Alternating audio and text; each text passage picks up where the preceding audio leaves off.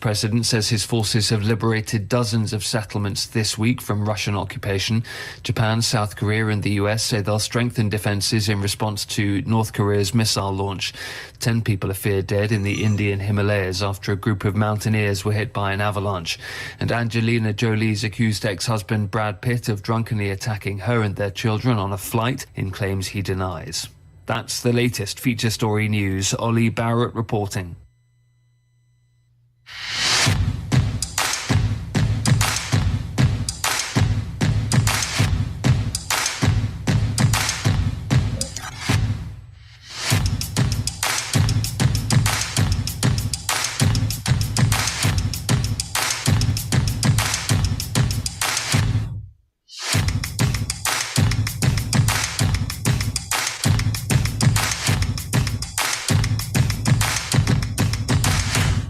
Here we go. Good morning. It's KCHW 102.7. Looking at 726 as we get things started on a typical Wednesday with the one and only Mr. Mike Bentz. Good morning, Mike. Good morning to you, too. Hey, I'm going to try that. Good morning, Scott. Joining us 8 o'clock today, Brad Schaefer from the Farmers Market will be our guest later on in the show. I'll start things off with, well, first I want to say the end of the news right there, Brad Pitt and Angelina Jolie, don't air your dirty laundry out in public. I hate celebrities that do that. So I just filed them both under the folder that I have that says, who cares? That's got to be a really thick folder right now. Oh, yeah, totally. Yeah, I see that stuff all the time and think, so? Exactly. All right, weather-wise today, you were right, Mike. When we were chatting before we got started, you were thinking it was going to be a warm one. You got partly cloudy skies today, but you will still reach all the way up to 81 degrees. Ooh, keep that bathing suit on. 48 for an overnight low with some clouds in the evening, give way to mainly clear skies. Still a warm overnight low for this time of year. Let's see, Thursday, 81 and 49 under partly cloudy skies. Going to continue through the weekend, the warmish weather. Thursday, I think I already said the 81, Friday, 79, Saturday, 79, Sunday, 78, partly cloudy skies throughout the period, and no rain in your forecast until Monday when temperatures drop down to 70. By Tuesday, 60, and then back up into the mid-60s. Wow. Must be nice. I think right now we're running about, I think I saw 15 degrees above normal. Yeah, crazy. I mean, it's great. It's really that proverbial Indian summer type thing, but on the other hand, all I can think of is it's just setting us up for a really, really rugged winter. Yeah, or it's going to, like, your transition will be like one day. One day, yeah. And then you'll be hanging out at 40. Yeah, because, like a lot of the trees and everything still have their leaves on them. I mean, they're still green. I'm sure. So, the warm temperatures haven't triggered them yet, I'm sure. Right. Yeah. And so basically, what you don't want to happen is, of course, a big, heavy, wet snow happen before they lose their leaves. Then we have all kinds of issues with, breaking branches and falling trees and, all that good stuff. Not to mention, it makes it very hard to get rid of the leaves on the ground. Yes. So, but, we can always complain about something, right? That's right. I've got 73 today, which is the warmest day we've seen in a few. And then we'll start getting the rain from the remnants of Hurricane Ian on Friday. But not, even the winds aren't bad, so we're not seeing a lot of it up here.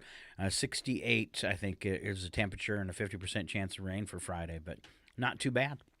Yeah, but didn't you say last week you're quite a ways off the coast? Quite, yeah. As the bird flies, I'm about 50 miles off the coast. So yeah, so to some degree, you're really going to be isolated from those northeasterners. Yes, the wind that they're famous for in the winter. So yes, so maybe you'll be in the rain and snow band. So you'll end up with like 4.5, 5 feet of snow. Oh, shut up. And then we'll send you pictures of Chihuahua and its temperate climate with, softly falling snow. Yeah. I got my fingers crossed that it's not too bad. And then, we'll see. If I do have some bad weather, I'm going to bring it with me when I come see you in February. That's right. You know, the word's already out around town. Scott's coming. Uh-oh. See? You know, plan and your we've got this. plan your vacations now.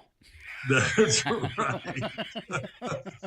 Well, and you know, February 4th, Winterfest, but unfortunately, or fortunately for you, but for us, that's your daughter's birthday, I believe, isn't it? It is. So I will be in the area, but I'll be spending that time with her. So sorry. Okay. Good for you. Yeah, Good for you. yeah. You know, gotta take care of the important people. Yeah. You know, yeah. the You family. know, one of my goals in retirement was to be able to do that Yeah. instead of being on the road all the time. So, There you go. All right, but maybe the next weekend I'll crash in town, and the girls were maybe talking about doing a concert or something. Oh, so we'll see. Yeah. We'll see. Okay. All okay. right, it's great. I got it's funny. I left, and now I've got these. I've got Michelle and Melissa and Diane. I got all these ladies taking care of things. It's awesome. And Jamie, I can't forget Jamie too. I got Jamie too. So really, I've got this really cool group of women that are really got their hands on with Tom Walters as our president and really taking care of stuff. I mean, between Jamie Good and for them. Melissa and Michelle and Diane, they're keeping this station going. And hats off, ladies. Thank you so much for taking over the reins. I'm almost like totally ready to disappear soon. So. I feel a little less needed every day. It's awesome. Yeah, but that's the way it should be. Yes, I mean, yes. That's what I was hoping for. You know. Right. So, exactly. because I mean, people said why, I said because all I really want to do is my show, and that's it. Yeah. I mean, I put in my 12 years. Somebody else gets a turn. Right. That's right. Yeah. Yeah. All right. Yeah. Well, you know, you're talking to the choir here. A couple news stories I just want to hit before we turn you loose. A nation's gross national debt has surpassed $31 trillion. Now, you're a money guy. Can you put that in perspective for us, or is that even too big of a number for you? That's a pretty big number. I don't know how even to make that into perspective. I mean, if you divide that, say, was it what, $31 trillion? Yes. And let's say there's 310 million people in the United States. I think it's a little north of that, but even that means there's what, $10,000 of debt for every person in the United States. Well, it doesn't seem that bad. Well, Are you sure it's not 100,000? Because that would seem bad. Well, I'm sitting there, I'm real quickly, running out my calculator here. First of all, you got to figure out what's $31 trillion look like. Yeah, how many zeros does that need? That's right, Yeah, exactly. so that's 9 zeros with a 31 in front of it. Right, exactly. And so I think you might be right. Let's see, real quick. Yeah. Okay, we're looking at I was right, $10,000 per person. Well, that's not that bad. That's also includes the the newborns, so if you look at my family with there's a total of 10 of us, we're responsible for $100,000 of that debt. Wow. Think about that. That's of which 4 of those people are under the age of 10. Well, that's what I never understood. Like when Bloomberg ran for president in 2020, he never made it through the primaries, but he had spent, what did they say? $500 million. So $500 million. There's only 333 million people in the United States. So he spent more than $1 million per person trying to get elected. Why didn't he just give us all $1 million? I'd have voted for him. I mean, is that insane, or is it just me? Well, it's to that point where I truly believe you've got so much wealth that you've lost all. I mean, you have no. It's not relative anymore. If that makes sense. Yeah, they're not even comprehending it. They're not even comprehending. He spent more than $1 million. Stratosphere. He spent more than $1 million per person in this country trying to get elected. Why didn't he just? I mean, that would have got everyone's attention. Hey, I'm saving everyone in America $1 million. Give me your address. He would have had everyone's attention. But what would that have done to the economy? Yeah. Well, and one of the things that really hits home to me is when I first started my career in the mid 80s or early 80s, if you got people with $1 million in retirement, they were considered to be very well off. And in today's world, $1 million in retirement doesn't get you much. I mean, it equates to not when a house costs $500,000, right? no. Just at 4%, $1 million only gets you $40,000 a year. And I'd have a tough time. Most people have a real tough time, especially with a family, of making $40,000 a year meet that goal. And so it's just a whole different world. And part of that is inflation. And I mean, inflation's good, by the way, if it's controlled, because that's how the economy grows. But right now we're going through, my son called yesterday and we were talking about that, and he was concerned about some things. And I told him, this is not new, what we're going through right now. It's just coming through at bigger numbers. So it's scarier. Wow. Same thing happened in the early 80s. Part of that $31 trillion is probably the $13 billion price tag of the just launched USS Gerald Ford aircraft carrier. Set off for its first deployment, entering the competitive arena of naval ships from countries like Russia and China. Ship comes with a slew of new technologies, including, get this, electromagnetic catapults. All right. And they can launch planes and advanced weapons, also advanced weapons elevators that'll move bombs and missiles up to the flight deck. So I like the electromagnetic catapults. It's like they brought back the trebuchet. See, as soon as I read that story, I'm thinking, isn't this like a Star Wars thing? Oh, yeah. I mean, and I know, they make electromagnetic trains in other countries, where they actually ride on a magnetic field, so it pulls them along. I mean, conceptually, I can't wrap my head around that. I mean, I understand the concept of a magnet and how you can pull stuff with a magnet, but something that big, that heavy, that powerful, that's crazy. That's got to be one huge magnet. What's that do to the fillings in your teeth? Exactly. Not only one of the most advanced aircraft carriers to enter the waters, surpassing the Navy's own Nimitz-class carriers, but also the world's largest aircraft carrier. Its sheer size hasn't won over everyone. Former President Donald Trump was among one of the critics saying it just doesn't look right. That's because it doesn't have Trump on the side. Yeah, yeah. I'm going to go ahead just to fulfill his dreams of being on a boat, and I'm going to buy a dinghy and put the USS Trump on the side of it and promptly sink it. Oh, okay. All right. Sorry. I'm apologizing for my mouth already. Let's see. Let's move along and on to the wonderful world of Mr. Mike Bentz. You've got a lot to talk about today in our nonprofit roundup. Where are you going to start? Let me start with the chamber because that's the most immediate thing coming up. And I thought what I would do a little bit different is I'm going to start out with the events that are coming and finish with the auction, because it's that old, you remember the first thing you hear and the last thing you hear. Mm-hmm. And I want people to remember the last thing I hear. Okay. So these are the things that are coming up, and the first one is Boo Fest. We've got actually Michelle Williams is leading that team along with Brandon Hansen and a lady, I don't know if you ever met her, Melissa Allerdings. And so they're now that the fall festival's over with, that'll be the next project that they tackle. They've already got some cool stuff going on with that. I think there's going to be a haunted house. We have, this is where this is so great. We have people asking us if they can be a vendor for Boo Fest. Nice. Which is nice. Yeah.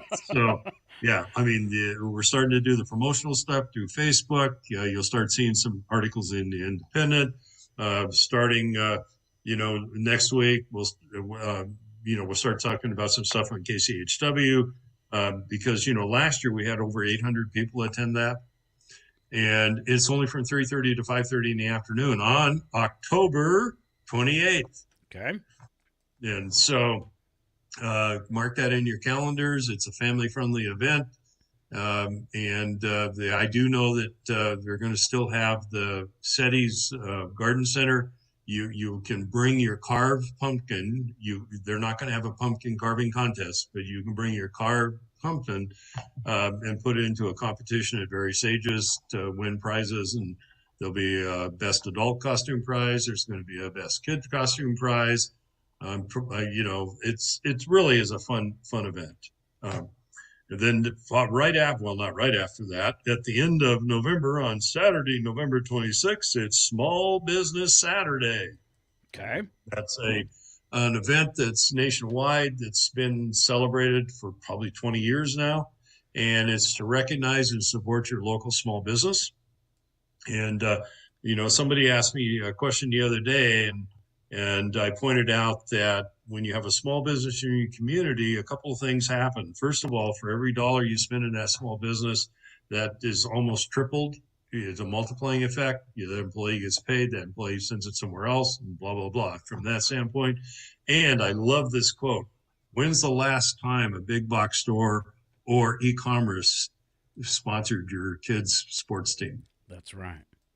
They don't do it. They don't do it. They don't do it. I mean, it's not that they can't. It's just logistically would be a nightmare. And so, you don't just, shop small. I mean, that's all I'm going to say at this point in time, because as we get closer, I'll have way more reasons as to do that. And then I believe it's the 8th annual City Sidewalks. Wow. And that'll be on December 3rd. That's a Saturday. And this year, the Chamber with City Sidewalks, the Creative District, and the Farmers Market are all going together and make a huge event downtown. I already know the Farmers Market is going to take 3rd Street between the Senior Center and the Aaron Huff Cultural Center. That'll be blocked off. There'll be a big tent. They'll have vendors in there. They're working on having kind of a rotating musical type thing. The Creative District is taking over the entire Aaron Huff Cultural Center, and they're going to theme it Chavilla. CHWILLA,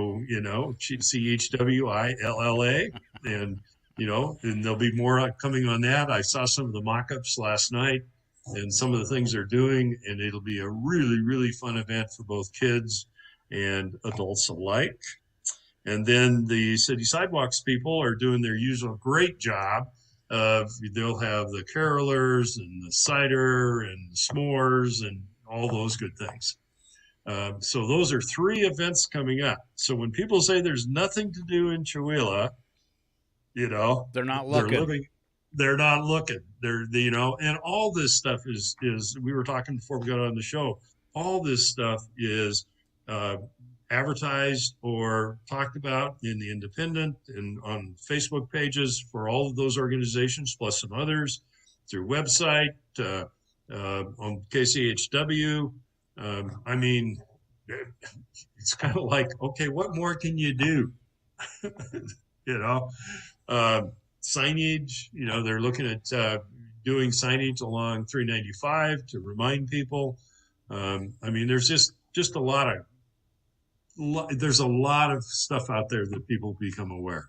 The biggest thing is mark your calendar for Boo Fest, October 28th, Small Business Saturday on 26th of November, and City Sidewalks a week later on December 3rd. I know they're really expensive, but before the show, we were talking about people at the Fall Festival saying they didn't know it was happening. And you were talking about, well, it's in the newspaper, it's been on the radio, we placed Facebook ads.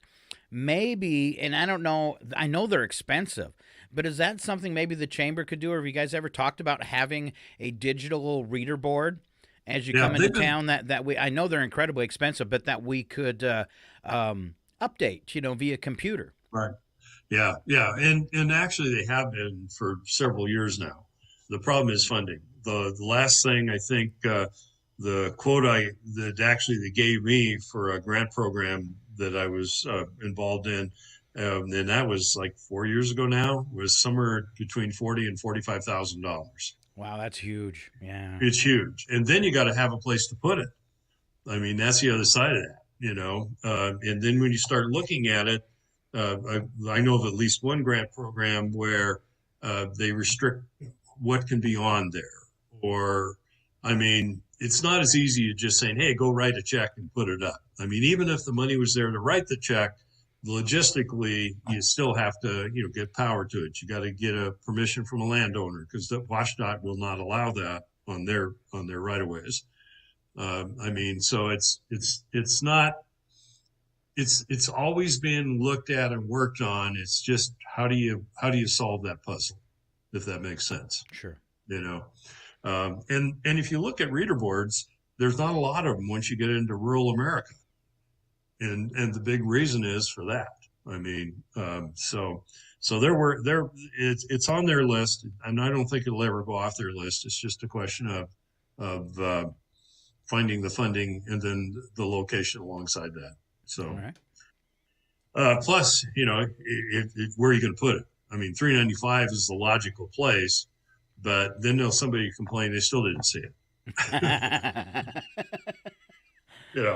And so what attempts to get done every time is all this stuff is actually even distributed in all the local businesses through posters and things like that. So and all the businesses have been phenomenal in allowing that to happen.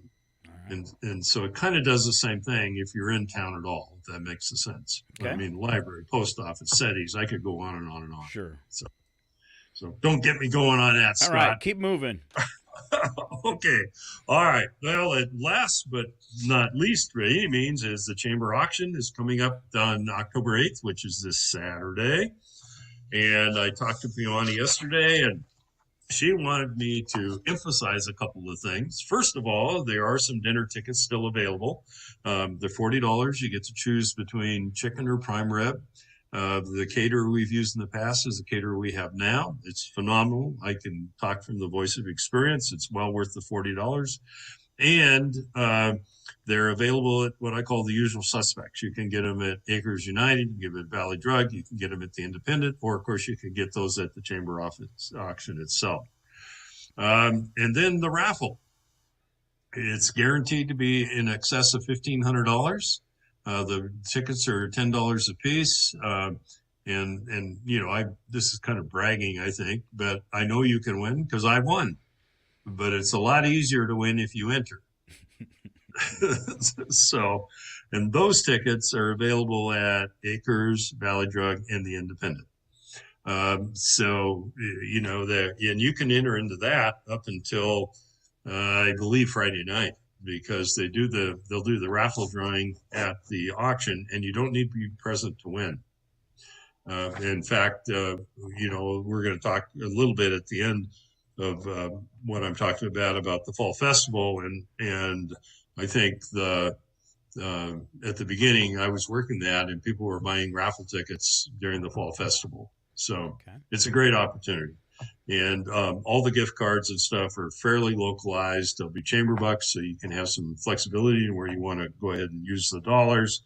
It's just a great opportunity.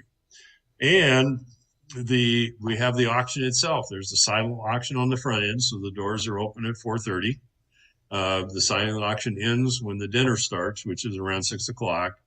And then once the dinner is completed, then they go to a live auction. And I can never remember Steve's name. You know it. The auctioneer. I can never remember his last name. Just Steve. Okay. Steve, the auctioneer Steve. Yeah, Steve, the comedic auctioneer, is back. All right. And if you want just a good evening of laughs, nothing else, show up.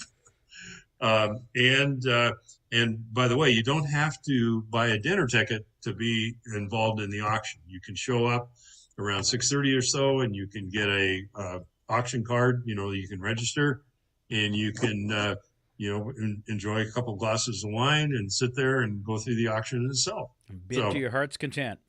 Heart's content. And just to highlight some of the things, we mentioned last week that Tim Nielsen at Trails and Gallery has a custom elk talesman pennant with sterling silver, which is, if you're a jewelry person, like I know somebody that's probably listening right now that is, Tim does a phenomenal work. It's custom. It's just really, really nice items. The one I love is the wooden hanging welcome bear with 8 seasonal wardrobe changes by Gino Ludwig. That's going to be a custom piece. And Gino, of course, is a well-known name around Chihuahua. And so, and I love what Quinny, I haven't seen it, but Quinny put at the end of the promo she gave me, it is so cute. All right. So, Scott, you can actually call into Quinny and say, hey, can I get a bid number? And I'll go up to, I don't know, $500 on that, and you can get a Gino Ludwig one-off. Okay, 500 seems a little high, but but it's a good cause, right? It's a good cause, All right. absolutely. Yep. And just kind of going down here, Bureau Logging's doing the game camera and the camping car. Omni Gaming, who's the brand new store in town, been around. For $500, I could just fly Gino out to visit me. Yeah, that's true. But then you'd have to have Sharon come too. Oh, okay. Yeah. Okay. All right. So you heard that, didn't you, Sharon? Because she always listens. I know. Scott's going to fly you and Gino out. I'm committed now. You're committed now. Yes, absolutely. Omni Gaming, which is the store Justin Schramm has downtown, is providing 1 hour of virtual reality and 2 hours of theater time. He's got that theater internally where you can go in and rent it by the hour and you can watch movies, and it's got those big comfy theater chairs. Nice. And I was thinking about that because Loretta and I were actually talking the other day that we haven't seen the new Top Gun Maverick movie.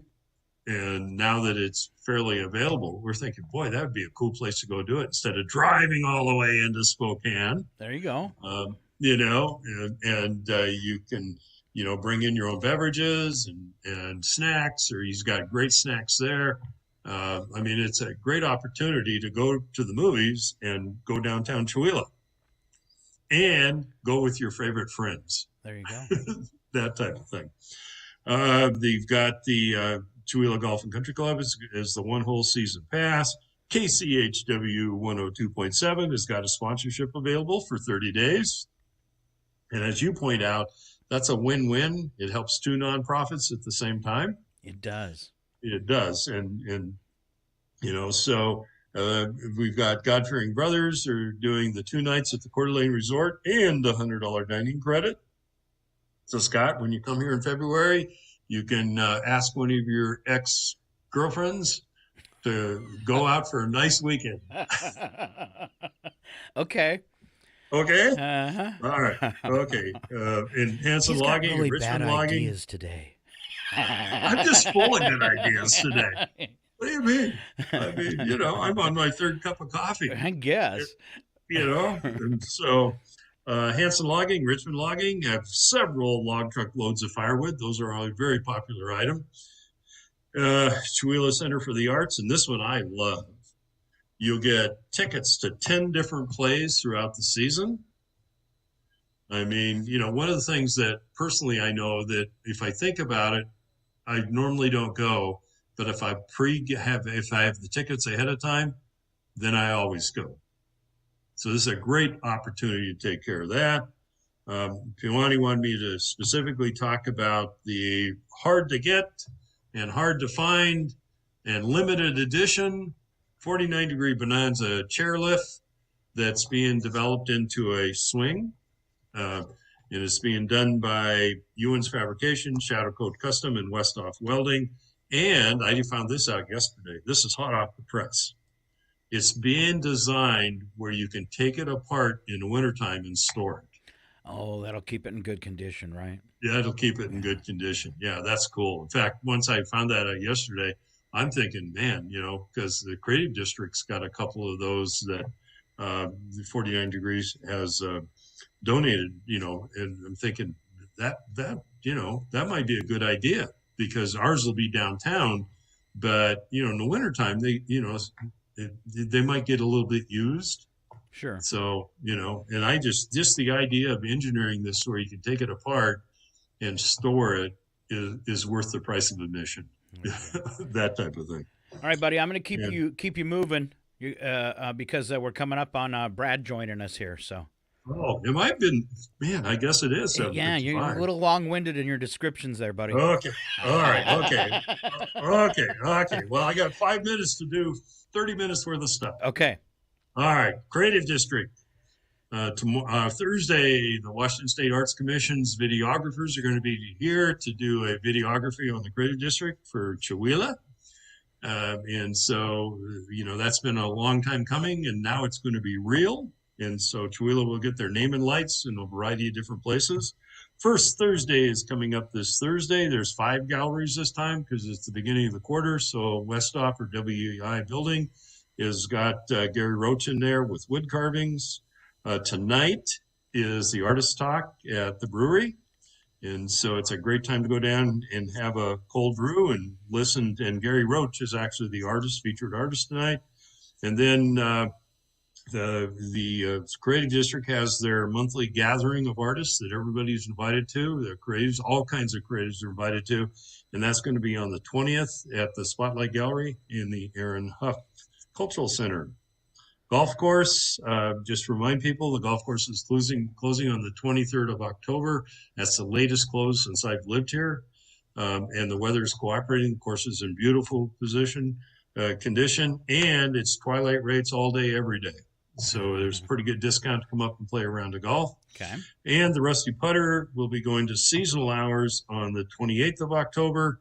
And I'm encouraging people to follow the Rusty Putter Facebook because that's where specials are going to be posted. The menu is going to be posted.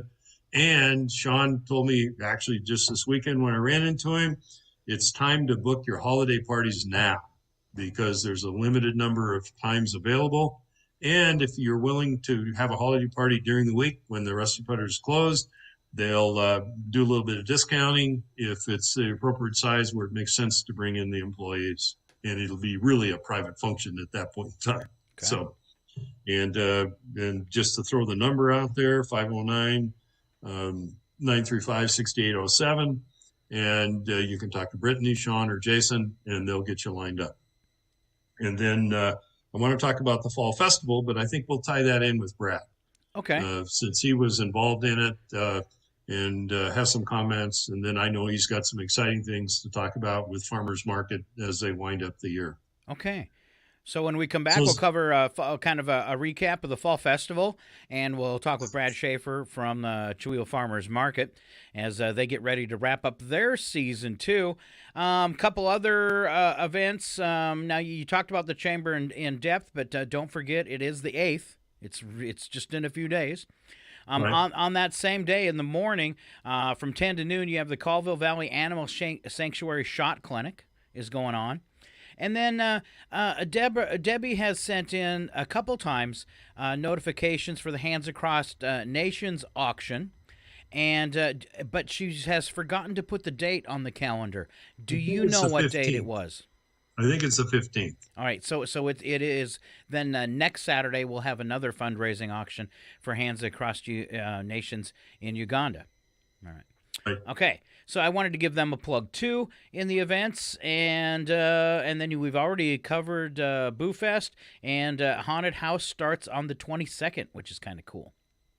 So you get a weekend early. Okay. All right. Let's see. Let's go ahead and roll into break. When we come back, once again, it'll be Brad Schaefer from the Chewelah Farmers Market. Please stay with us. You're listening to KCHW Chewelah. We're 102.7 FM. You can catch us today, too, live on Facebook and live on YouTube and live on the website with video. So keep your dial right here. We will be right back.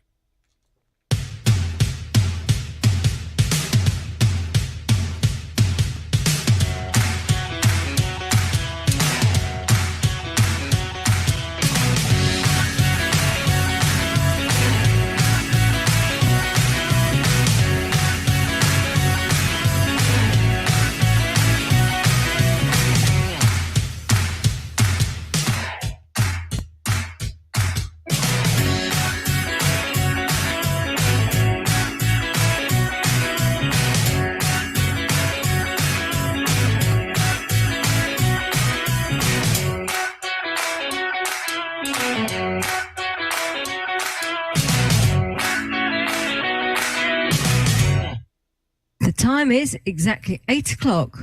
You're listening to Northern Lights Public Radio on 102.7 KCHW, Chewelah, Springdale, Welpinit. The time is... Oh, sorry about that. Flipping switches. It's still mind-boggling to me that you're controlling it from Maine. It's just not quite as smooth. And we'll let Brad in. Don't forget, everything's going out over Facebook, but I want to greet him real quick. Okay. Hey, Brad. Hello, hi, how's it going? Good, good. Looks like we got a good feed from you. Just so you know, this is going out over Facebook. I can't block it from that when I'm running stuff from Maine. So I just wanted to say hi and let you know we are in the middle of news. And when we come out of news, we will go back on live with you. Sounds good, sounds great. I don't mind Facebook. I look older every day, but that's okay. So I'm going to send the news back down the line, so that goes out on our Facebook and YouTube feed as well. But we got about 5 minutes, all right? Sounds perfect. All right. Thanks, Brad. You bet. Missourians voted in a referendum in 2020 to amend the state constitution to expand the state's Medicaid program, MoHealthNet. The following spring, Attorney General Eric Schmidt sided with expansion opponents in a lawsuit that eventually found its way to the state Supreme Court. In July, a unanimous high court decision restored the will of the voters and MoHealthNet was expanded. Richard Von Glahn with Missouri Jobs with Justice says the Medicaid expansion is injecting billions of dollars into the state's economy while ensuring hundreds of thousands of people. It will protect rural hospitals, it will protect jobs in the healthcare industry, and it will provide life-saving care to the people of the state. It is frankly good policy to have more people covered by health insurance. Incentives under the Affordable Care Act have the state covering 10% of the cost of the expansion, while the federal government provides the rest. Brett Pivito reporting. The Medicaid expansion extended eligibilities to adults 19 to 64 with incomes less than 133% of the federal poverty level. And Wisconsin has enjoyed a rebound in manufacturing jobs.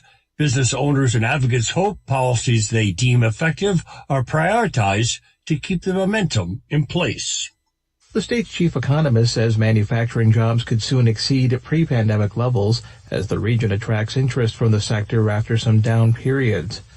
Sachin Chivarin of the Wisconsin Aluminum Foundry Company says over the past 4 years, they've added roughly 400 employees, with some of that through acquisition. He feels recent policy decisions have helped as the industry balances new technology and adding more staff. We've just had to find our niche, and same as other companies have done across the state, is just adjusting to global pressures and finding where it makes sense to make things in the United States. Shivaram says incentives for innovation have helped and hopes Congress takes further action in this area. He feels the recent CHIPS Act will spur more activity, leading to more client demand. On the campaign trail, U.S. Senator Ron Johnson has been criticized for saying not all outsourced manufacturing jobs should return to America. He argues there should be a strategic approach because of labor shortages. I'm Mike Moen. Now from CNN, former President Trump asked the Supreme Court Tuesday to intervene in a dispute over materials marked as classified that the FBI seized from his Mar-a-Lago estate. Trump is specifically asking the court to ensure that more than 100 documents marked as classified are part of the Special Masters Review. This is PNS. As the World Trade Organization meets this week, students across the country are pushing the Biden administration to support more access to COVID-19 tests and treatments across the globe. The WTO General Council meets on Thursday and Friday. At the meeting, university students are urging the U.S. to back expanding a temporary waiver of trade-related intellectual property rights, or TRIPS, beyond vaccines. The expansion would make it easier for countries such as India and South Africa to produce tests and treatments. Jasmine Sattel is a University of Washington student and an intern with the Trade Justice Education Fund. If we are able to waive that intellectual property right for other countries to produce tests and treatments, then we can see the test and treatment strategy being rolled out in low and middle income countries. Letter-writing campaigns and rallies to put pressure on the Biden administration are going on at schools across the country this week, including at the University of Washington. I'm Eric Tegedoff reporting. And Social Security benefits could see their highest increase in several decades. Those advocating for beneficiaries say there's still plenty of concern about today's financial hardships. The latest forecast indicates 2023 benefits will increase by around 9% when the decision is announced this month. Richard Fiesta with the group Alliance for Retired Americans says while increase helps to temper inflation, it falls short for many older Americans. It's still not enough in terms of basic benefit to keep pace with seniors who have much more higher costs in healthcare, in transportation and housing and basic necessities like food than the rest of the population. Fiesta is advocating for bills in Congress that would expand benefits and boost the Social Security tax cap in order to extend the program's solvency. However, Republicans, including Florida's Senator Rick Scott, have been calling for sunsetting government programs such as Medicare and Social Security every 5 years. I'm Tremel Gomes. Finally, Mark Richardson tells us an Arizona women's health clinic has devised a novel workaround to help women end their pregnancy without running afoul of the state's strict anti-abortion law. The plan involves giving the woman an examination and ultrasound in an Arizona clinic, then getting a prescription for a 2-dose abortion medication via telehealth with a California doctor who sends the pills to a California border town for pickup. Dr. Gabrielle Goodrick operates the Camelback Family Planning Clinic in Phoenix. Can't control what we talk to our patients about in terms of education and information. That is not regulated by the government. This is Mike Clifford for Public News Service, member and listener supported, heard on great radio stations, your favorite podcast platform. Find your trust indicators at publicnewsservice.org.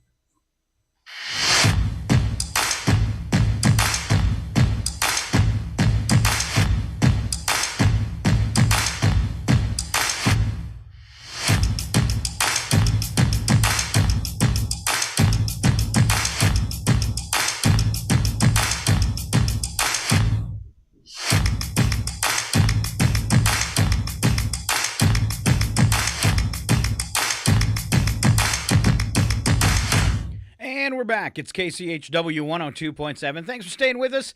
On deck right now, along with me and Mike, we have the one and only Brad Schaefer. Welcome back to the show, Brad. Thank you. Whoop, whoop. All So right. is that a poster of fish behind you? That is. I'm not even a fisherman, but I like all the different types of fish. Freshwater game fish across North America, I believe. I'd like to get back into fishing someday, but not right now. I'm just too busy to be that relaxed, I guess.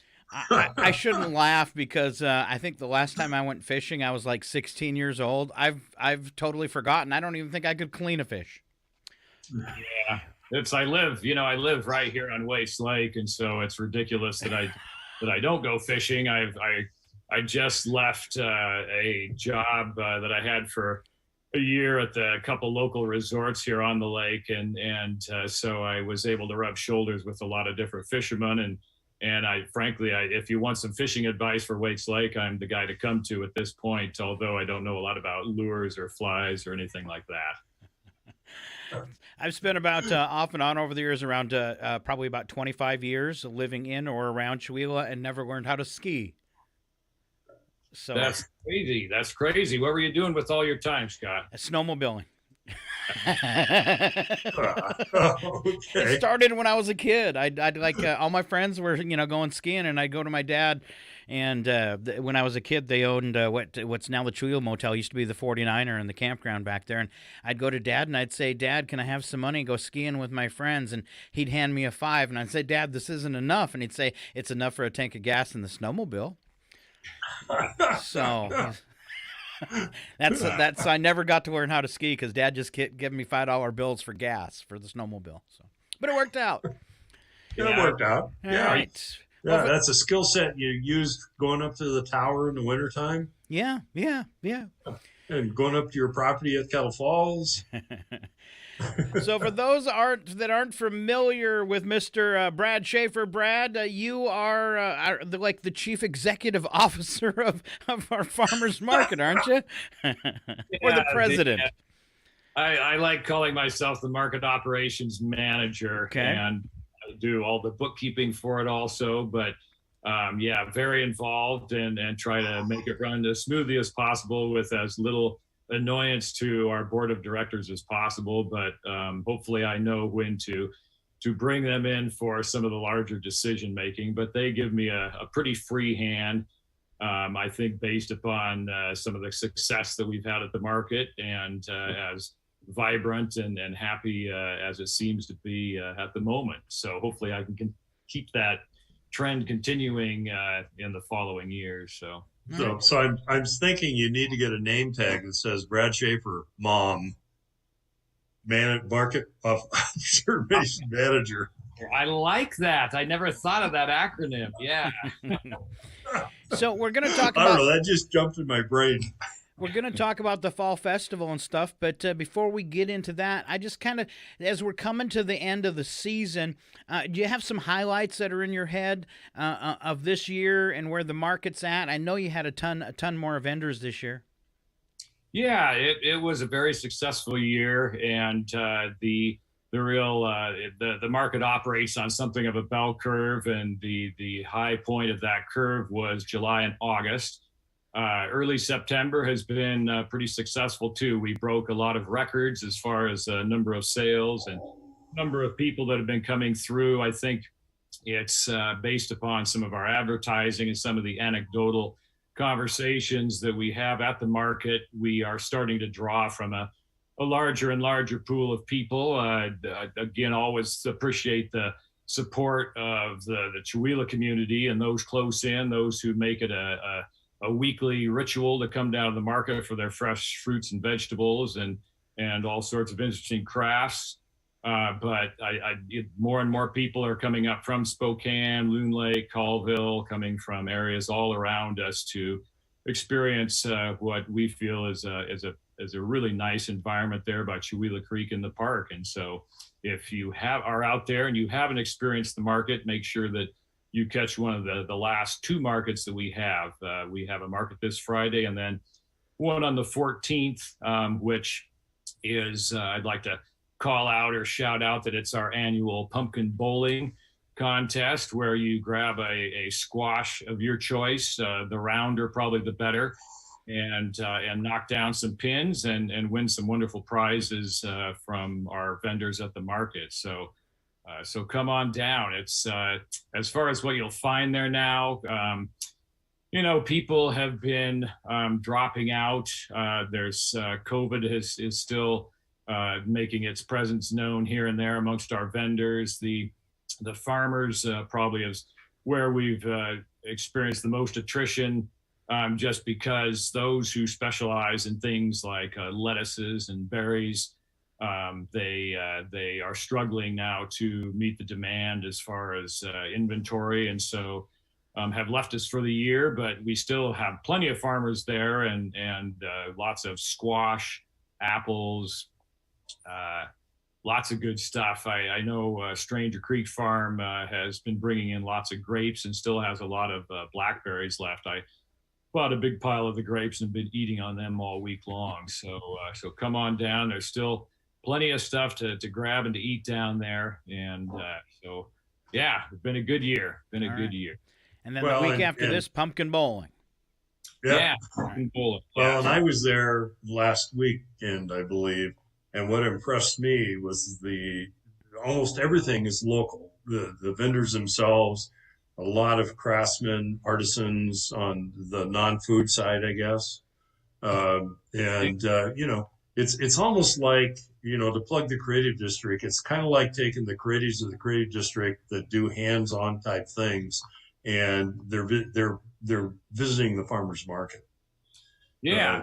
I would agree with that. It's in fact, there's a lot of synergy between the two groups, where many of our crafters at the market are also members of the creative district, and several jump to mind.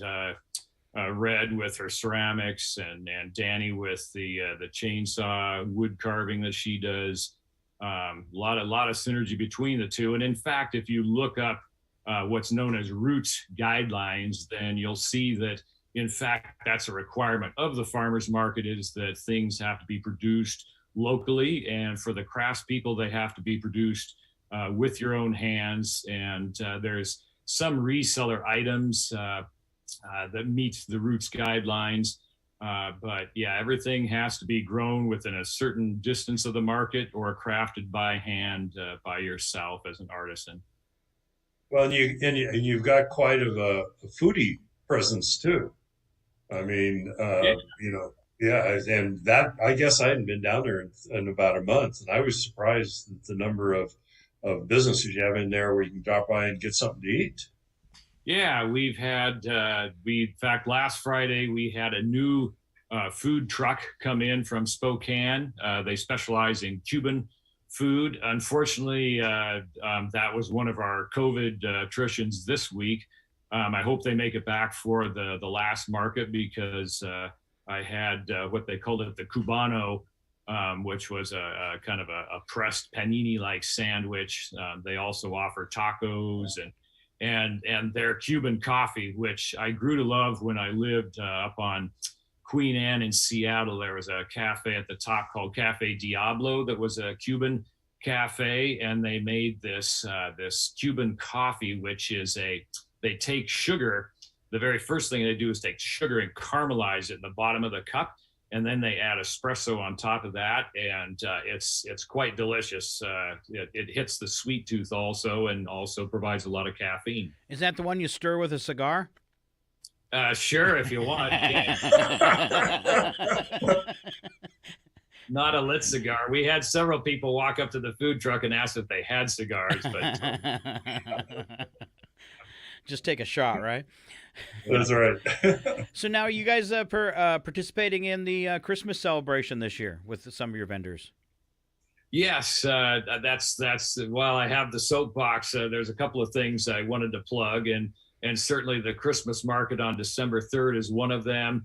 I don't know if Mike's been talking about the Creative District and what's going to be going on in the Huff Memorial Building there, but the Creative District is taking over that building, in the upper floor. If you're familiar with the building, the upper floor will be full of vendors, of Creative District members who will be showing their artistic endeavors and also offering them for sale. And then the lower portion will be dedicated to live entertainment, dancing, singing, all things Christmas. And then of course the farmers market. We're going to follow the same model we did last year, and we're going to be having Christmas under the Big Top. It'll be there on 3rd Street, just off Main, in between the Senior Center Food Bank and the Huff Memorial Building. And we anticipate at least 15 to 20 vendors will be set up. We're going to have hot apples, or I don't know if it'll be hot apple cider. It's going to be apple cider and cookies, and a selfie booth, and plenty of caroling, and a lot of planning and synergy between the Creative District and the farmers market to create a kind of an overall Christmas experience, in conjunction, of course, with the Chewelah Chamber of Commerce City Sidewalks event, which all of the folks, the businesses along Main Street and throughout the city will be participating in. So mark your calendars for December 3rd, and make sure you have a few hours carved out to be able to experience downtown Chewelah at that time, because it's going to be a real fun Christmas festival with a lot of stuff going on, a lot of entertainment, both for adults and for kids. All right. So Brad, and correct me if I'm wrong, but the dairy that's at the farmers market is Clover Dairy? Clover Mountain Dairy, yes. Clover Mountain Dairy. And I hope they're at the Christmas fair, because they had the best eggnog I've ever had. Yeah. I anticipate they're going to be there. There's a lot of energy behind that dairy. I don't know if this is the appropriate time to bring it up, but the dairy is a real driver behind a nonprofit organization that was just formed within this area, and is being headquartered in Chewelah, right along Park Street, where the old Sticks and Spokes. I hate to say the old Sticks and Spokes because I really loved Wes in that business. He provided a lot of fun stuff for Chewelah, but the dairy, we've created a nonprofit known as the Columbia Community Dairy, and we've just received a grant from the Washington State Department of Agriculture, and we are going to be creating a creamery in that same building where Sticks and Spokes used to be, and so stay tuned for that. We hope to opening in 2023, offering fresh organic milk, and then plan on expanding into other dairy-based, liquid milk-based products.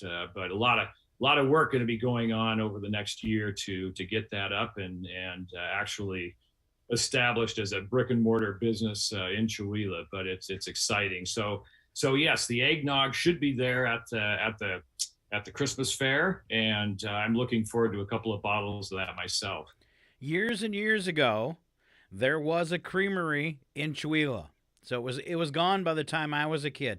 But I actually have a coin, and I picked something up at a yard sale, and then later on I can't even remember what it was, but later on I found this coin inside of it, and it was a $1 coin from the Chewelah Creamery, and I don't know what year it closed down. Some of the old timers in Chewelah might know that, but there has been a creamery in Chewelah before, so this is awesome. Yes, no, that was part of the need that's being addressed, is to make sure that small farmers, similar to the market, that small farmers are not squeezed out by large businesses and conglomerates and co-ops.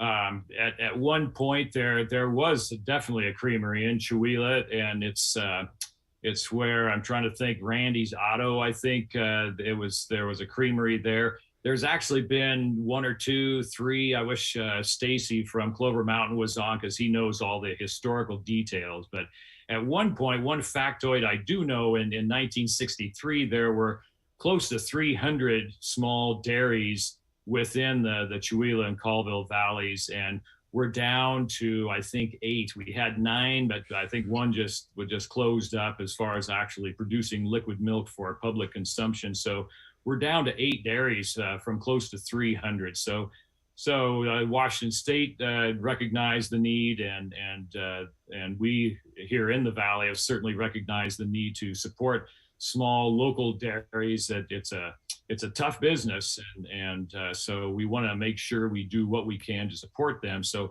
once that creamery opens, I'd like to invite all of the public to make sure you support the creamery, to make sure that it remains a viable business and continues to grow and support small farmers. When you get closer, let us know, and we'll bring him on the air too. Yes, absolutely. Right. I will drop that on him. Yes. All right. Right.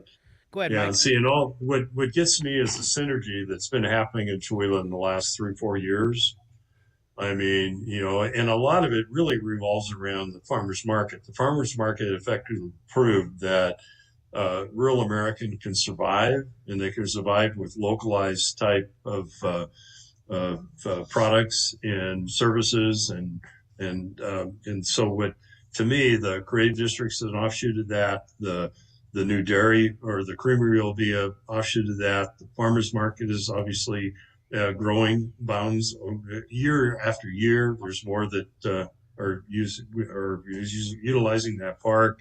And I think, the Downtown Strategies Initiative that's going on right now, all that is going to tie back in to where Chewelah is going to become a hub, I think, of people wanting to come and revisit, and I hate the word the old days, but the old days, and be immersed in that type of culture again.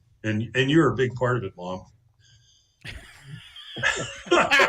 Mike, you're going to bring tears to my eyes. That's a great synopsis, because I've experienced that same excitement and that same kind of growing energy, and seeing some of the young fresh blood people like Michelle and Justin and Chuck and Laura Ritchie, folks that are young and energetic and want to stay in this area and help it expand and grow because they recognize and see the quality of the people and the beautiful environment around us and all that Chewelah offers as a lifestyle for individuals, singles, couples, families, a large diversity of people, and that's awfully nice for you to say that, Mike.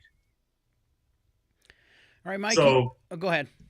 Oh, I was going to say, so as far as the farmers market's concerned, just do a recap. You've got 2 Fridays left.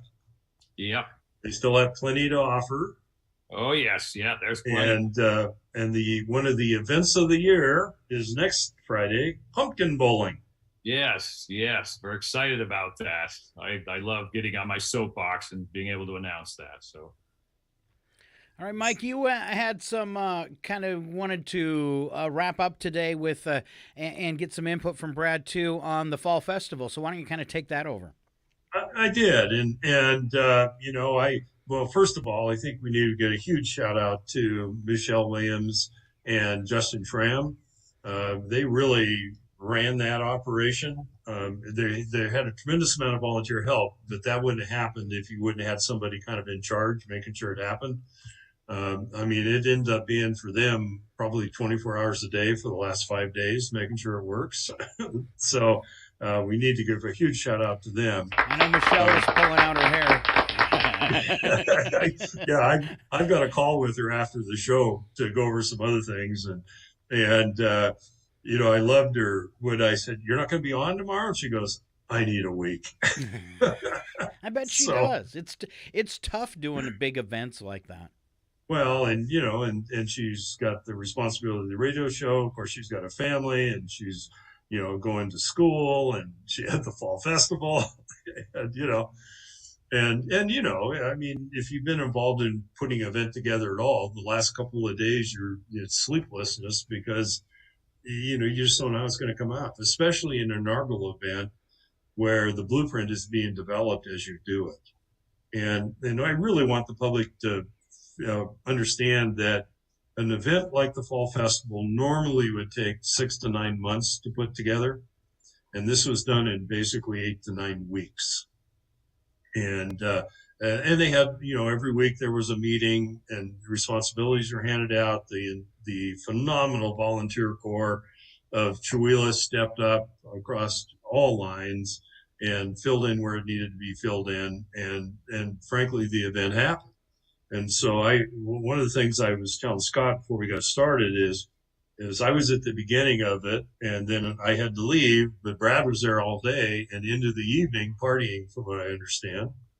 So from my perspective, the event was well ran. I set up the chamber, the event booth at around 10:30, and I was going to go relax for a couple hours because it wasn't supposed to really start downtown until 1 o'clock. And I couldn't get away from the booth. I had 30 or 40 people come up and talk to me. And what was impressive to me was, I would say at least a third of those people, if not more, weren't from Chewelah. They either drove, or they were going down 395 and they stopped to see what was going on, or they saw the promotional stuff. And so they were from Kettle Falls and Colville and Valley and Loon Lake. And, because Chewelah is known as a hub where you can go and have a family-friendly environment and have a very good time. And I truly believe that people are drawn to that. And that's why it was successful. And then just anecdotally, I'm filling out a report for some stuff, and we're trying to get a handle on how many people were there, And I don't know, Brad probably has a different perspective because I was earlier today, but I would say there was easily probably north of 1,000 people there. I do know that all the food vendors ran out of food, which is a good sign in one respect, from that perspective. And the recap meeting on Monday, things that jumped out to me is, even with the beer garden, and thank you to SETI's for allowing the beer garden to put in the garden center there, and having the bands in the evening and being dark, there were zero. Chief Watts pointed out there were zero incidents. Right. And to have that many people and, and beer involved and partying involved and have literally no incidents at all is phenomenal, a testament to the quality of the people that live in Chihuahua. So, but Brad, your perspective is way different because you had the farmers market there and you were there way longer than I was for the day. So, give us some perspective. Yeah, I would confirm just about everything you said. Being a judge of crowds, because I'm always interested in knowing how many people are attending the farmers market. I would say definitely upwards, 1,000 plus. I would say throughout the course of the day, probably between 2,000 to 5,000. I don't have a perspective as far as what was going on down at the park. I never made it down there to watch any of the firefighters Olympics. I wish I would have, because I'm sure that was a real hoot, but it was nice in the afternoon to see some of the crowd then from the park make its way downtown. Some of the firefighters walking around. I was trying to buy beers for every firefighter I saw. And so very well attended. It was one of those things where if you build it, they will come, or at least you hope that that's going to be the scenario. And all of the careful planning and work that went into it really paid off because they did come, and they came in droves. And I know all of the artisan booths, the ones I talked to, had plenty of traffic and made lots of sales. The food was flying out of there, like you were saying. We fortunately had Conscious Crave from the market was there, and it looked like they were serving somewhat into the evening, because when people start drinking beer, you want to make sure that they have food in their stomach also. It was about a 14-hour day for me. I was stumbling around about, must have been 5 or 6 o'clock, and thinking that because the Yale coffee press there, they stayed open. I was contemplated getting a coffee, but then I saw the beer garden was open, and so I was kind of torn between the two, and I ended up in the beer garden having one of those great hazy ale IPAs that Fired Up Brewing creates, and I think it was the right choice. It kind of it didn't put me to sleep, but it loosened me up because the live music then started right about that time. And as it got dark, I don't know if they had strategically placed that guy that had all the fire pits right near the band, but it was a wonderful circumstance, because late into the evening, then he had that one huge geodesic hanging fire pit that he had just blazing, and then he'd spin that thing around, and people were dancing, the music was flowing, the beer was flowing, and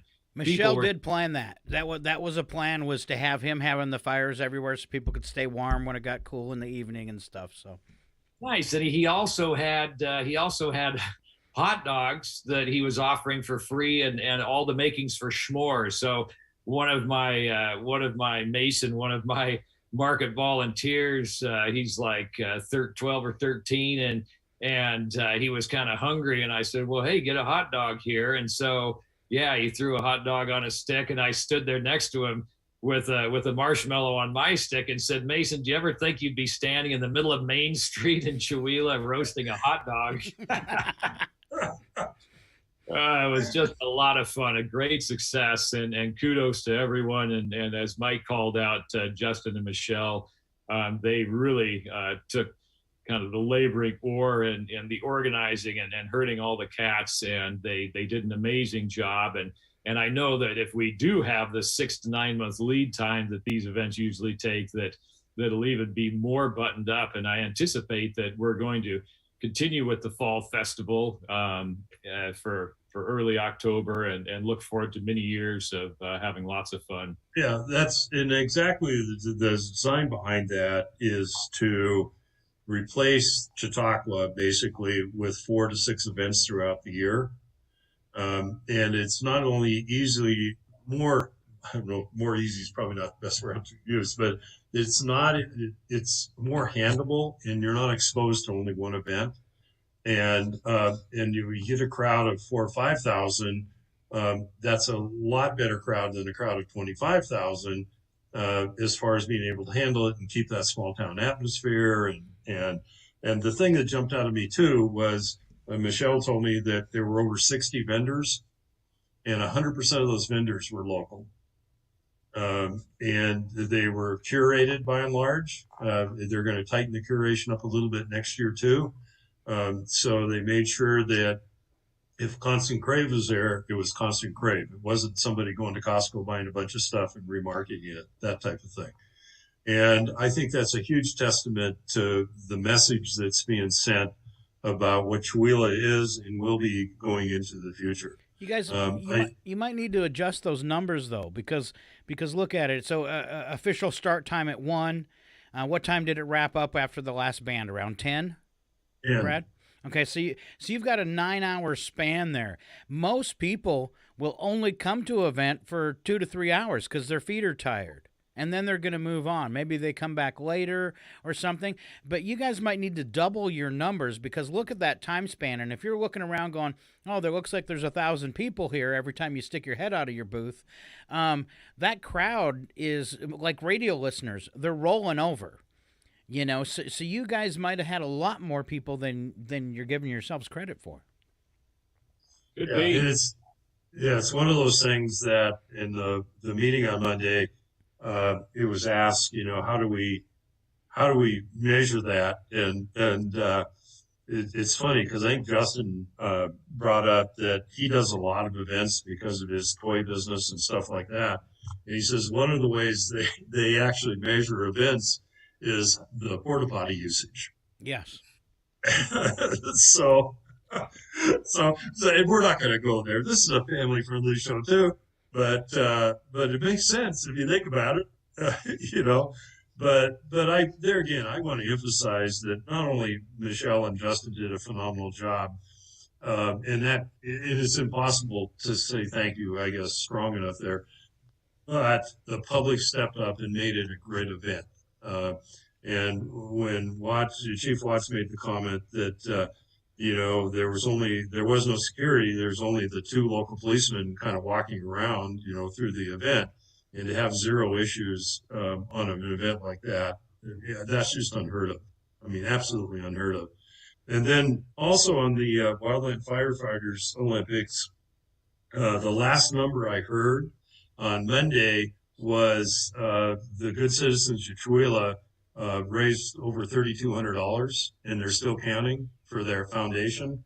And that's, you know, based upon DNR's, the Nondis Taylor, who was representing them, that's phenomenal. They're already planning on being back next year. And the dates are being set for next year, and that hopefully will be nailed down. It'll still be early October, late September. And it's going to be an event to be reckoned with, for lack of a better term. I mean, I already got, actually this morning as we're talking, I got a text from somebody saying, hey, you need to do this and do that, you know, to make it that much more available or recognizable. I mean, so people took notice.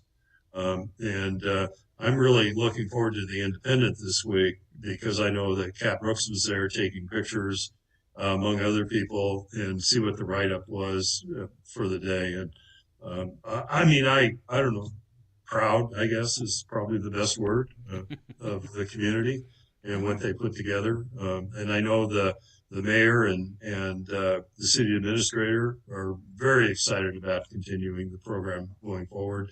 And frankly, all the business owners, if you think about it, when you close down Main Street from 395 to 4th Street, 100% of those business owners are really stepping up, because they effectively are susceptible only to business coming off of the festival itself.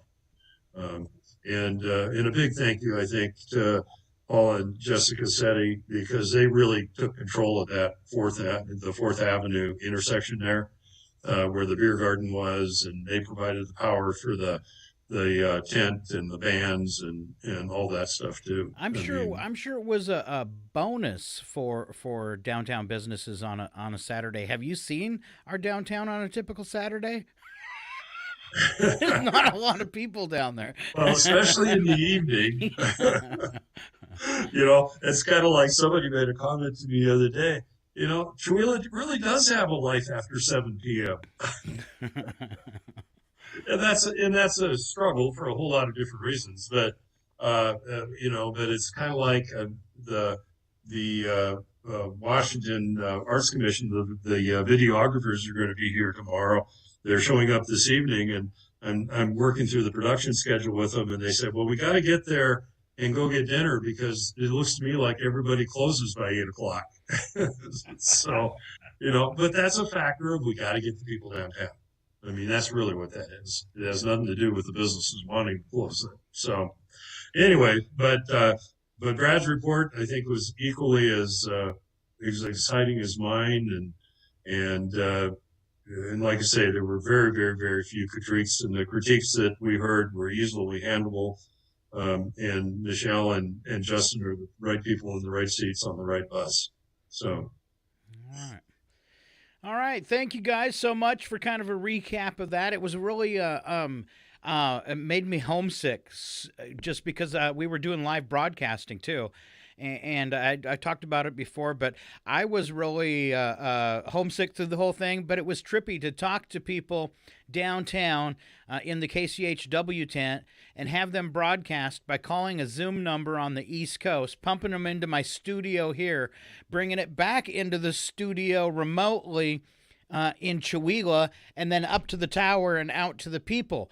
And so literally our signal went from downtown to Maine, back to Chihuahua, up to the tower and out to the people, and there wasn't even a second of delay. As far as me conversing with them, it's just like what we're doing now. It was just like a real time, where you would think covering, basically that signal was traveling like over 6,000 miles for every word said, and the fact that it worked and it was just amazing. So, yes. Technology. All right, let's give you exactly. Any closing thoughts, Brad, that you want to roll out again on the farmers market, or maybe even just ways to contact you guys if somebody's interested in joining the market for next year? Yeah, we have an actively maintained website, ChihuahuaFarmersMarket.com. My name and contact information is there. The email for the farmers market is an email that I monitor, and I'll get back to you. I pay less attention to it once the market season is over. I'm probably paying less attention to it now because it's pretty much too late for another vendor to drop in. But if you're interested and have beautiful craft things that you create or gorgeous vegetables, then be sure to reach out, and I'll get you on the list so that as we start to ramp up next spring, then you'll be getting those communications. All right. So how do they contact you, or when do they contact you for the Christmas fair? That's a good question. And so I will be monitoring it up till December 3rd, at least, very actively. We will have a separate application, different yet similar to for the regular farmers market season. But we'll be putting out an application, and I'll make sure that our media folks get that up on the website so that if you're interested in vending at the Christmas fair on December 3rd, then we'll get that information to you, and always reach out through that info at ChihuahuaFarmersMarket.com, and I'll be sure to get back to you. All right. Yeah. All right. Well, I think that's our show for today, Brad. I know just personally that you're a funny guy. It looks like we've got about 10 minutes left. Would you like to play trivia with Mr. Mike Bentz? Did we lose him? He's locked up. We lost him. Of course, that's my favorite Oh, part. there he is. Oh, all right. Here we go then. We're going to wrap up the show with a little trivia with the boys. The following program is closed captioned for the thinking impaired. And today it's Brad and Mike. I want to ask you a bunch of questions. I want to have them answered immediately. All right. I see Brad's got his car. He's doing the Carmack thing, right? Yeah, I saw that. Yeah. All right, first question. Are you with us there? Oh, no, he's with us. All right, because we saw you freezing up there for a split second. Let me get to the right spot on my screen. Up there first. And here we go. First trivia question. In the mid-1960s, U.S. President Lyndon B. Johnson became the first world leader to do what on TV? Attend a funeral. No, I thought you as the old-timer would get this right away, Mike. Debate. No, sure. He showed something on TV. His dogs. No, it was something on his TV. Say that again, Brad. We're losing you. An old war wound? Oh, you are so close. A scar from an operation. That's what it was. He showed off a scar from his gallbladder surgery on television. That's just creepy. Mm-hmm. All right, now I got a riddle, guys. All right, That's just creepy. We're having some connection issues, but we're just going to. Yeah, we are. Yeah. See, Right. we're echoing. But at least it's we made it to the end of the show. At least. Sounds like it's coming from me. Here's the riddle. Yeah, it is, I think. Here's the riddle. I can be quick and then I'm deadly. I can be quick and then I'm deadly. I'm a rock, a shell, and bone medley. If I was made into a man, I'd make people dream. I gather in my millions by ocean, sea, and stream. What am I? Fish. You're warm. A crab. You're getting warmer. A lobster. You're getting colder. Oh. Where's a crab kind of hang out if he's not in the water? A reef. On the beach. On the beach, and what's on the beach? Rocks. Pebbles. Also Sand. known sand. That's what we're looking for, sand. I can be quick and then I'm deadly. I'm a rock, shell, and bone medley. If I was made into a man, I'd make people dream. So Sandman. And then Right. I gather in the millions by ocean, sea, and stream. Answer with sand there. Good deduction skills, boys. Here's your next trivia question. 1 in 20 Americans think there are too many of these in a year. Politicians. Holidays. Holidays is right, Brad. All right. Yeah, but mine's more real. Yeah. Yeah. Researchers claim that on average, a woman is 3 times more sensitive than a man to what while sleeping? Sound. That's right. Noises. Sorry, Brad, you were kind of muffled. Did you say the same thing? No. Okay. I said Say that again. snoring. Snoring. Which is a noise. I would have given you that. All right. 7 million Americans do this each year. Sex. Vacation overseas. No, sir. I've actually done this year. 7 million Americans. Move. There you go. All right. Which one's the lie, gentlemen? The planet with the shortest year is Mercury. Oak is the ideal wood for baseball bats. 11% of the world's population is left-handed. Which one's the lie? The first one, Mercury. Your choice, Brad? Baseball bats made out of oak. You saying that's the lie? That's the lie. All right. Then if it's not oak, what's it made out of? I believe Ash. maple. Oh, Yeah. he snuck in and stole it from you. So you were right. Oak was the lie, but it's made from white ash. So Mike sneaks in with half a point or something. That's the way he does it all, though. All right. Couple more here as we wrap things up. 85% of people who own one of these don't use it. They're heavy. Weights for like exercise. No, sir. Hammer. No, sir. A lot bigger. They're heavy. They're You heavy. don't use it? Never want to move them. Huh.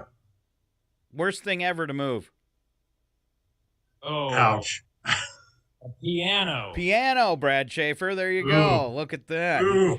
Oh, he's showing you up, Benzie. I see that. That must be the clean air at Waste Lake. Or all those mom jokes you made. Yeah, the mom jokes. He's getting back at me. Just 2 in 10 people can do this. Whistle.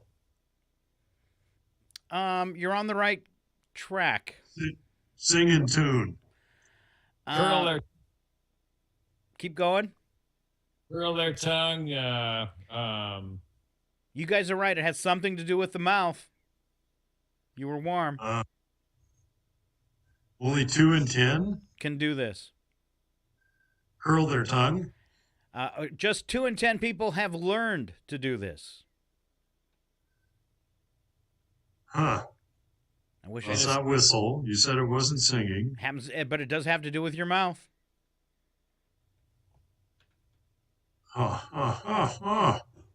Speak Go more. to the dentist. Speak more than one language. 2 in 10 people. All right. Okay. All right. Yeah.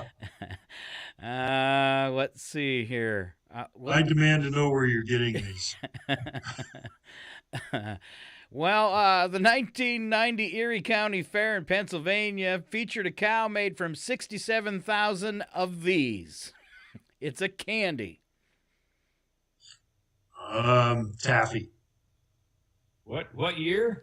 1990 Erie County Fair, Pennsylvania featured a cow made from 67,000 of these tiny candies. Well, M&M's. Yes.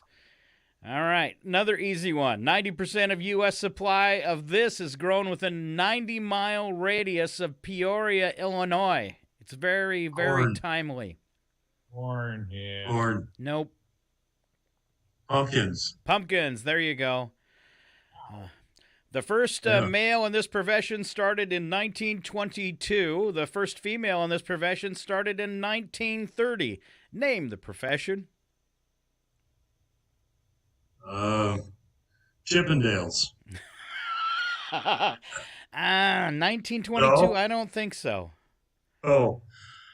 1922 and 30? Yep. First it was a male in 1922, and then the first female in the profession of 1930. Boy, that's really not. It was a brand new profession at the time too. Bus driver. Masseuse? No, Brad was closer. Truck driver. Taxi. No. Truck driver? You'd have to look up. Pilot. No, sir, but you're close. Stewardess. Yes, airline stewardess. That's a cabin attendant. Cabin Get your vernacular right in today's world. You have a 1 in 160,000th of a chance of dying this year by this method. Meteor. No, and hopefully there will be somebody close by that could help you. Lightning. Electrocution. No, I don't think anybody can help you get electrocuted. Or save you from being electrocuted. So somebody can help you die? What? No, could save you. Save you. Yeah. Oh. 1 in 160 million? Yes. I did this on a date once. I saved a date once doing this. Choking.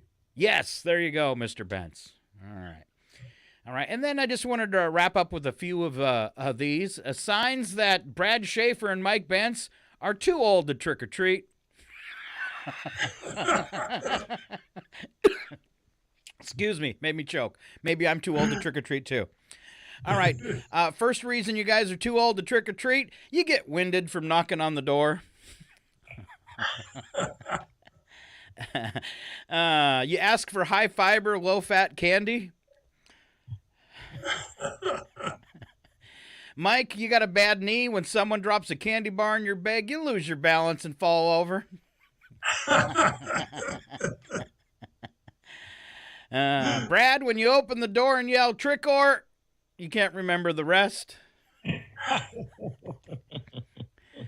By the end of the night, you both have a bag full of restraining orders. You have to carefully choose a costume that won't dislodge your hair pieces. Oh, that's horrible, isn't it? That's horrible. All right. And you're the only Spider-Man in the neighborhood with walkers. And the last reason why you guys are both too old to trick or treat, you keep having to go home to pee. All right. Never pass up a restroom at our age. That's right. I'm in there with you, I think. All right. Round of applause for both of you. Thanks for playing along. Brad Schaefer, thank you from all of us here in Chihuahua for taking care of that farmer's market and making it so good. Yep. Bye, Mom. Bye, Mom. And Mr. Mike Bentz, thank you for being our nonprofit guru. There you go. All right. And then last but not least, the listeners, thank you all for tuning in this morning. And stay right here. It's Northern Lights Public Radio, KCHW 102.7. Tomorrow on the show, we have, let's see, Alan Milani is off. It's going to be me and Chuck Ritchie. You guys are in so much trouble. I'll catch you tomorrow at 7:15 right here, KCHW. Bye, guys. Bye.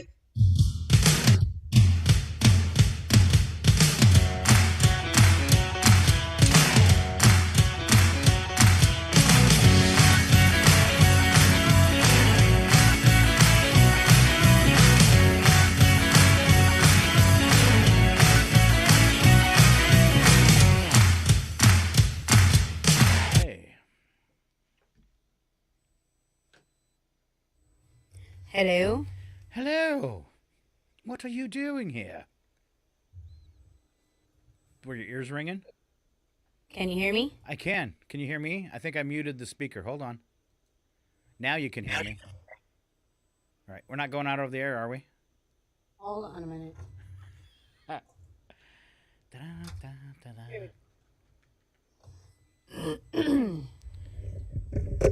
Now I can hear you. All right. Were your ears